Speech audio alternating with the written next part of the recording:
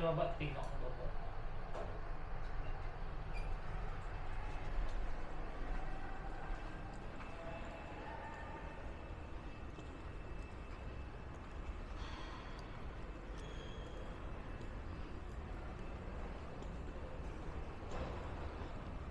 Ito po ang lobby ng aming hotel. We are currently staying at Mercus Summer Suites.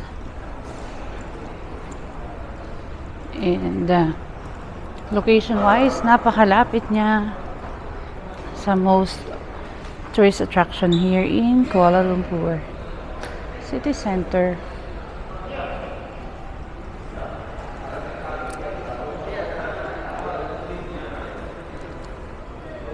Two days na kami dito pero hindi pa namin na-check kung anong meron sa taas.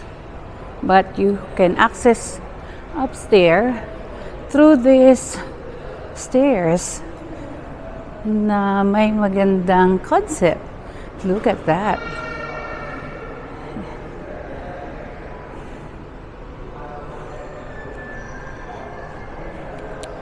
So check natin siya later or tomorrow morning.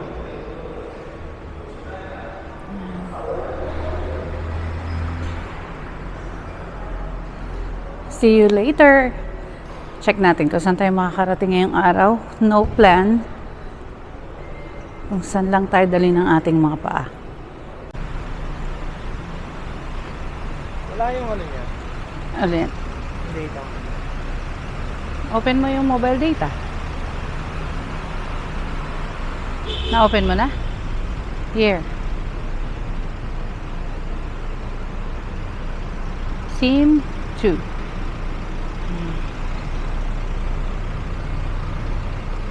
Lakad muna tayo. Yung KL Tower or the Menara KL Tower is 6 minutes away from where we are staying.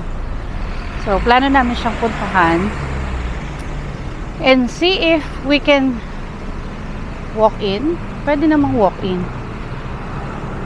para sure yung slot. So that's it. Ayan, kita siya actually from here.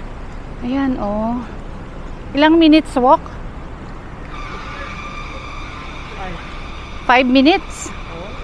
Pwede ba diretsohin na lang? Ayan lang siya, oh. Tara, let's go. Yan, naglalakad na po kami papunta doon sa KL Tower and since 5 minutes walk lang naman siya, let's do that. Tips if kami when we go travel, we book hotels near the attraction para mas madaling mapuntahan. At the same time, be sure we buy SIM card para we can navigate, and we use 3 apps, the Maps.me, Move It, and Google Maps. Those 3 brings us to where we want to go. Ayan, so plano namin siyang akyatin pero I don't like to go up ng maaraw or umaga, pero we want to book a ticket to secure tonight's slots, kaya pupuntahan namin siya, then babalik na lang kami. The MRT here. No, I think it's monorail. Hindi siya MRT. Monorail.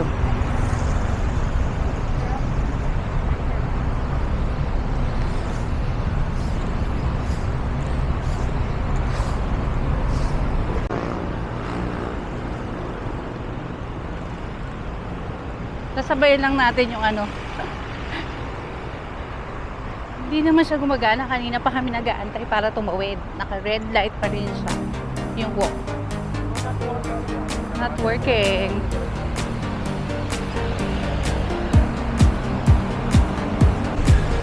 Sa mga naghahanap ng magandang transient or capsules type na hotel, ito yan, the bed at KLCC. Malapit siya sa Menara. We stayed there in 2019.